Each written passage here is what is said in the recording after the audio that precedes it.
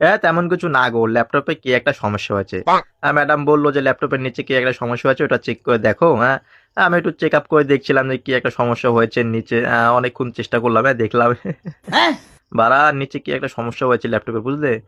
অনেকগুলো কালো কালো তার, যেন আমি ঠিক করতে পারছি না যে কোনটা ছিড়বো আর কোনটা দিয়ে কি করব না করবো। এবার ইঞ্জিনিয়ারিং লাইনে পড়েছি, বুঝলে না?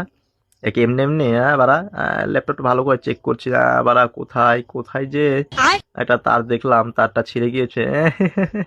এবার তোমার অন্য কিছু ভেবো না, হ্যাঁ তোমাদের শুধু চোখটাই অন্য কিছু। হ্যাঁ বাড়া, ইঞ্জিনিয়ারিং বুঝতে হবে না? হ্যাঁ, ল্যাপটপ এসব ল্যাপটপ আমার কাছে টিকে।